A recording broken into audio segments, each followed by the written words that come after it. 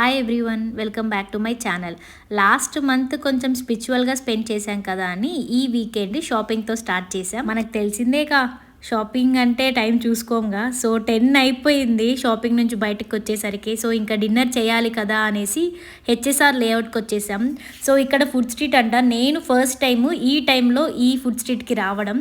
ఇక్కడ chicken curry and dosa చాలా బాగుంది. సేమ్ మన రాయలసీమలో ఎలా చేస్తారో అలానే ఉన్నింది. జనరల్గా ఎప్పుడైనా దోశ చికెన్ కొంచెం హెవీ కదా, అలా తినేసిన తర్వాత ఇంకేం తినాలనిపించదు. మరేంటో ఇక్కడ ఈ జనాలను చూసి ఇంతమంది ఇక్కడ ఏం తింటున్నారు, ఏం ఫేమస్ అని కొంచెం ఎక్స్ప్లోర్ ఎక్కువ అయ్యా.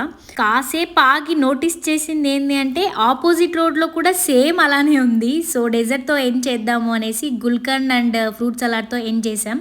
ఐస్ క్రీమ్ కూడా క్వాంటిటీ కొంచెం ఎక్కువగానే ఇచ్చారు. తినలేనేమో అనుకున్నాను కానీ తినేసాను. So that's how we spend our weekend.